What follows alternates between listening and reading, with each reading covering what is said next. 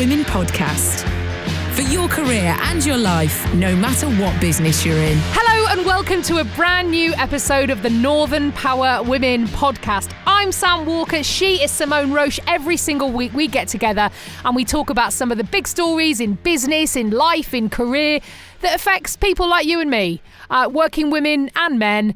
And in this crazy world that we're in, man, has it been in very interesting 6 months that we've been doing the Northern Power Women podcast in this format, right? It has been so interesting. We've talked about so many different things, you know. We always talk about your career and your life, but gosh, life has changed, doesn't it? Yeah. Now, look, last week, Simone, we were talking about this really interesting story of a businesswoman who is taking an exclusive men-only members club to court. She says under sexual discrimination laws, this should not be something that should be allowed. And we asked a question, didn't we? We put a poll out on the Northern Power Women Twitter at North Power Women saying, well, if we talk about women having safe spaces, is it only fair that perhaps men should also be allowed to have spaces where it is just for men? Or does that mean that women don't get a seat at that table where decisions are made? What's to do? What happened? Yes, the results are in. To a men's-only club in London is being challenged in the High Court. Should single-sex spaces be part of society in 2020? 58.7% said at times safe spaces work. 23.1% said definitely not. And 18.2% said yes, they should. Interesting, right? Yeah, and it's interesting that people are talking about safe spaces for men because historically, has it been something that men have asked for? I mean, absolutely, we can all understand why women and perhaps people of other groups who have historically been repressed do want those safe spaces. You know, men generally haven't historically been seen as being a repressed group. But I do really remember an old boss of mine at the BBC coming to a big meeting once, and it was a women in audio meeting, but he turned up as a speaker. And he was the only man in the room. Quite often men did come to those meetings, but at that time he was the only man in the room. And I remember him coming up to my friend afterwards and saying, everyone's been great, everyone's been really welcoming. Whoa, that has really taught me a lesson tonight. Being the only man at the table, that feels weird. You feel other. And I never considered why women found that a problem when they were the only person of that gender at the table. And I thought, that's really interesting to hear.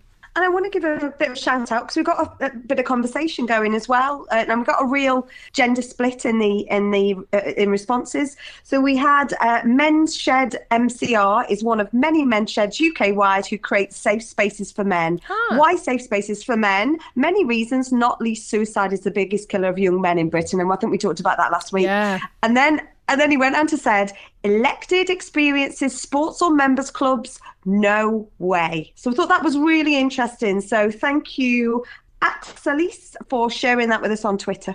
That's really great to hear that. And I think it is just all about discourse and conversation, isn't it? And I think quite often people have knee-jerk reactions to questions like that and go, no.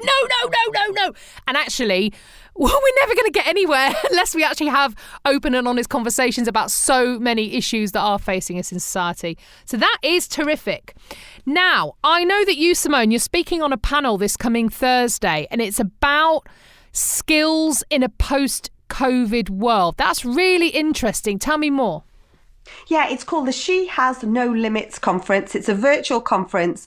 And I love the fact that it's been set up by a collective of women in business, just trying to engage and have great conversations over this COVID world. So they've got some great keynote speakers, and they've got Sophie Walker. She used to be the Women's Equality Party, and now she's the Young Women's Trust.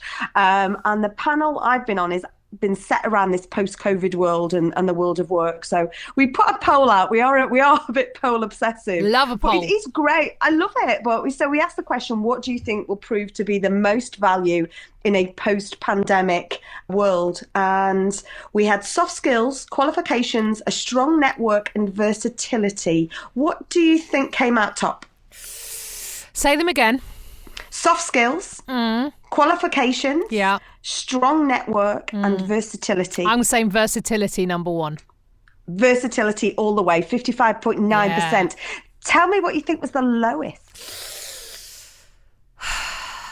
Soft skills, I'm guessing. I would have thought network's really important. Go on. By a country mile qualifications at 2.1%. Curses. Do you know what? Yeah, you're right. Yeah, but it's crazy, isn't it? Because you think of all of the drama that we talked about only 2-3 weeks ago about the exam results, and yet it's 2.1% is seen, But yes, strong network up there is number 2, 26%, and soft skills at 15.5%. So, really interesting. I thought that was. So I'm looking forward to having that debate with our stellar panel this Thursday. She has no limits. Please come on, join along. That sounds really good. Well, we can talk about that next week, about some more of the discussions that took place, because we are all navigating the unknown right now. I've read some really interesting articles this week about COVID and really how it had affected women's careers. And there was one really encouraging article I read about lockdown being a, quote, blessing in disguise for some women, because in fact, there's been a growing number of women who've been spurred on to start their own businesses because of lockdown. I was reading the example of this one woman called Vivian from Wales, and she was supported by a Welsh women's business network on this. But she'd been dreaming about starting her business for years. She's got young children. It was impossible. She couldn't afford to take the time off that it would take to set the business up because of all her childcare costs. When she was forced to stay at home because there was no childcare available, she actually found that it gave her the freedom, along with the money that she was saving by not paying childcare, to take that plunge. So she's actually set up her own business whilst working from home, has now actually left her job and just moved into this space of setting up on her own, which I think is really fantastic, because it's she wanted to run a catering company, and the money she saved essentially by not paying for her childcare meant that she could buy a static van in order to cook the food and serve the food that she wanted to do. So I thought that was really, really interesting. And Business in Focus, which is this women's business group, said that they'd actually seen a massive increase in women coming in to them for business advice in August compared to the same month last year, which, okay, you think, well, more people were maybe on holiday last August, but still, they've clearly seen that big spike in women going, do you know what, I can make this happen. And so, yeah, we're always looking for silver linings, aren't we? Oh, absolutely. We've got to look at the positives. This has been so challenging in so many reasons. And I think childcare has been one of the key topic items that's mentioned time and time again. And if you are if you have a family that has key workers as part of your mix, those key workers' children were looked after in bubbles in schools.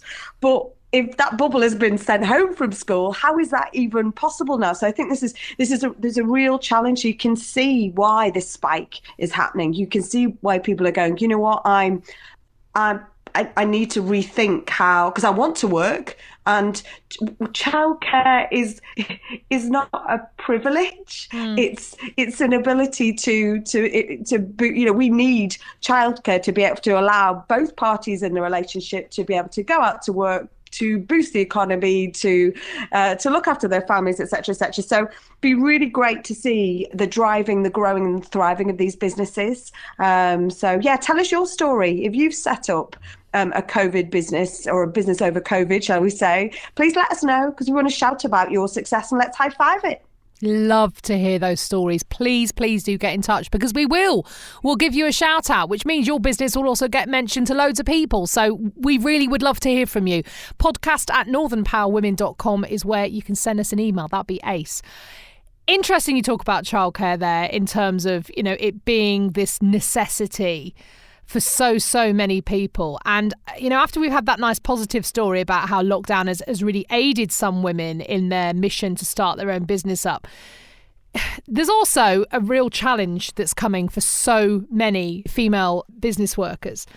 The Harvard Business Review actually published a really interesting article this week talking about gender equality and the challenge that gender equality is going to face once people start returning to offices, because actually they've done a lot of analysis on this, and they found that women's jobs are more vulnerable to this crisis than men's jobs. That's the bottom line of what they found here. Nearly twice as vulnerable as men's jobs is their findings. Women make up 39% of global employment, but account for 54% of overall job losses from May this year. Now, unfortunately, this also means that because the burden of unpaid care, which has risen in the pandemic, falls disproportionately on women, you can understand why they found these figures. Now, the issue is that as people are returning into the office, as The Guardian reported this week, it's risking, they say, a return to white middle-aged males making important decisions in the office, because women and people from ethnic minorities are excluded at home. This is one of the UK senior business leaders who's brought this one up, Anne Frank. She was saying that essentially that without careful oversight, she says blended working is going to result in a two-tier system where women without sufficient childcare to return to the office are just left out of those key positions. You know, the TUC's done a big poll on this, saying that 2 in 5 mothers don't have the childcare they need. And as you're returning to the office, guess who's going to do that childcare? Guess, you know, it's again, we're falling back into these gender stereotypes. And, you know, this is the issue now. Those senior leaders, largely white men, are the ones that are going to be back in the office. So I think, you know, we don't have to run around screaming in fear about this, but it's something, again, just to have a conversation about and be mindful of. And maybe if where you work, if you've noticed this, if you've gone, yeah, I'm being challenged to get back into the office. How can we work out ways where you can virtually have a seat at that table at all times? That's going to be really tough. It's really hard to be present in the office in a virtual way.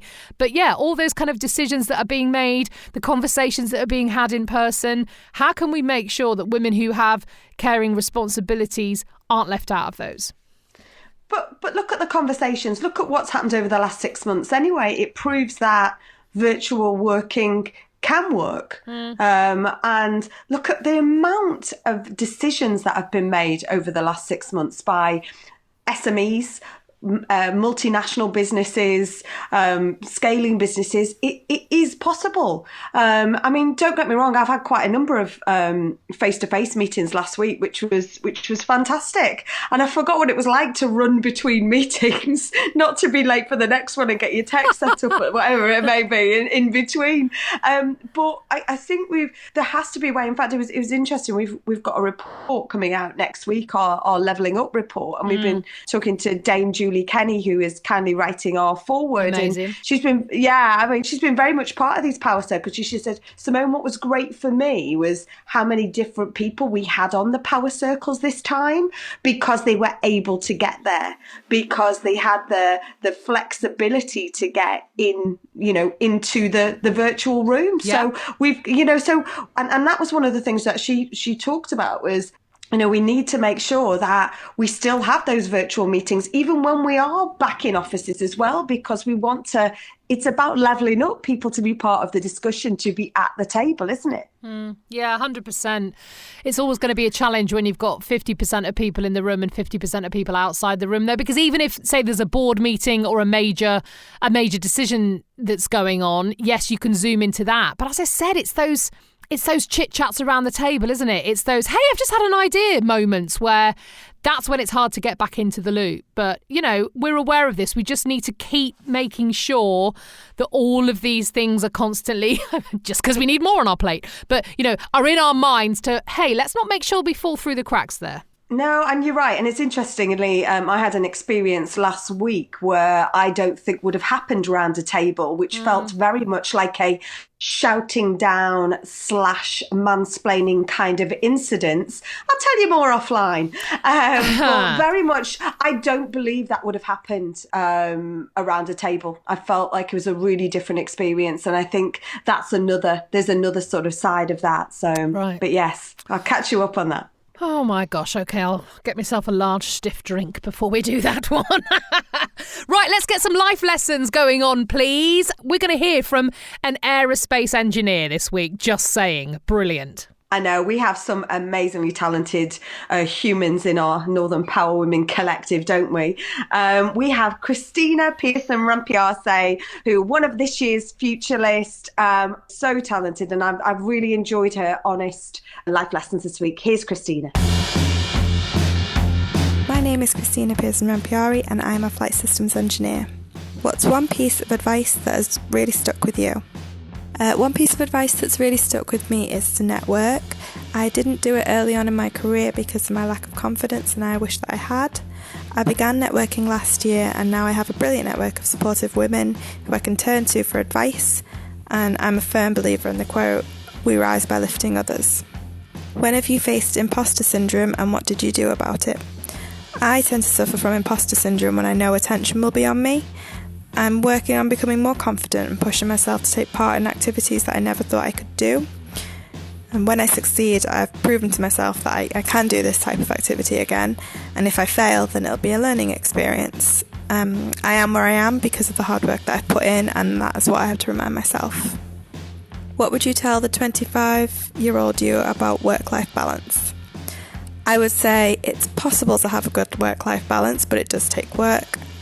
Staying organised by planning ahead helps. I'm lucky to be able to work part-time since returning to work following maternity leave, which does make it easier, but it is easy to slip into patterns of I'll just work a little bit later and then find it becomes the norm.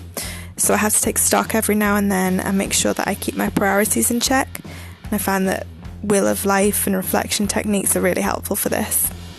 What difference did having a mentor make to you? Having a mentor for guidance and support was very important to me when I was applying for my professional registration as an engineer. We knew what my goals were, and my mentor supported me in achieving that goal. I would highly recommend finding a mentor no matter what stage of career you're in. Do you regret not taking a risk? Why didn't you? As I mentioned earlier, I regret not networking and putting myself out there when I was younger, especially when I think that I could have done so much more. I suffered from a lack of confidence and I was very shy. But becoming a mother has definitely given me more confidence now, and the more activities that I take part in or different experiences that I get now are helping me grow as a person. Thank you so much, Krystina, for those life lessons. I absolutely love how honest you were during those, talking so openly about your lack of confidence, about your imposter syndrome, that we sometimes don't want to show that vulnerability, right? Because we think that leaves us open to criticism. So all power to you for doing that. It's really inspired me. Do you know what I loved, Simone? Was how Krystina talked about the fact that actually what really helped improve her confidence, becoming a mother. And I say that because quite often we think, how can I fix what's happening at work? And sometimes it's something that happens outside of work that can give you that great boost to your career. So that's why it's so important, is it, that we do have full lives outside of work, which sometimes we forget to do, because it all helps. It does. And I think there was a real great example of being her whole self and being her real self. So I think I think that was brilliant and really came across. And, she's a young woman, and I've seen her profile raise on social media over the last month. She started making these I am an engineer badges. Yes. And, I love that because she wants people out there to be proud and go, this is who I am. So I think that is all part of being your authentic self. Follow her on Twitter. If you just look in the show notes for this episode, you will see a link through to her social media account. So do get in touch and follow her there. And of course, we want to hear from you. Your life lessons, really important. Just send us an email, podcast@northernpowerwomen.com. We'll tell you what to do. It's dead easy. And we'd love to hear from you. Smashing. Right, look, before we head off into the sunset, I just wanted to share a really nice little video I watched this week about teenage entrepreneurs. Now, the snarky bit of me is like, oh, stop being so precocious. How can you be so talented when you're so young? I was just listening to Duran Duran and painting my toenails at your age. Oh, my gosh. But I loved this. And there were two boys, actually, Zach and Jez, teenage entrepreneurs, and they shared their top business tips. And it's sometimes out of the mouth of babes, isn't it? And do you know what? There was nothing that they said that was a surprise. There was nothing that they said, oh, I hadn't thought of that. But it was more a great reminder of how we all just need to go back to basics sometimes and remember why we're doing this. Network, they said. And one of the boys said, oh, I wish I'd known how important network was when I started when I was 15. Now I'm 17, I'm aware of that. And I thought, and Krystina talked about that. And sometimes not having the confidence to network is a big issue, but network is so, so important to you. I loved, they also said their next tip was be flexible. which again, as we've learned, and you were talking earlier on about the poll you did about these post-COVID skills, being flexible is just so, so important. Keep learning. Loved it. Just really basic, but absolutely, let's not forget to keep learning. And the final one, and this is so out of the mouth of babes, and goodness me, how much do we forget this? Do what you love. Just do what you love. We spend so much time at work and thinking about work and interacting with work. Let's make sure we love it, eh? And if you don't love it, you might not be able to change tomorrow, but you can change. You can change your life. It takes time and it's scary, but there's really no point being stuck in something you hate. Absolutely. And last week I had a great conversation with a lady called Sharon Davis, who's the chief exec of Young Enterprise. And again, on that vibe and some of the things that they've had to switch over to over COVID is to really create some of these great environments for young entrepreneurs to thrive. So I think it's fantastic. And I couldn't agree with those top tips. You know, I'm never too early to start building your network. But absolutely, the only thing I would add on to that is invest in it. Invest in it as you go. Alex Cousins, Alex Cousins, who was on our very first life lessons when we switched over to this format, she got made redundant recently. She did. And we talked about the COVID change makers, and she's got some great opportunities coming through at the moment. And we talked over the weekend, and she talked about it's the power of the network that's brought that to be. So take it from our teenage entrepreneurs, take it from Alex Cousins, take it from us. Network, and just keep building on it, because you know what, they're there. You know, that's what it's there. You invest in it, and it comes back in spades. Well, look at you, Simone Roche. I mean, I was terrible at networking. I never did any of it. I always thought I didn't have time to go out and network. And then one day, this woman started messaging me on social media about some Northern Power women. And I thought, all right, I'll go and meet her for a coffee at this train station in Manchester at Piccadilly. And look where we are now. Ta-da! Happy days. Brilliant stuff. Well, look, thank you so much for listening. This is the Northern Power Women podcast. You know what we're going to say. The next episode is coming your way on Monday, the 28th of September. Until then, I'm Sam Walker. She's Simone Roche. And the Northern Power Women podcast is a What Goes On media production.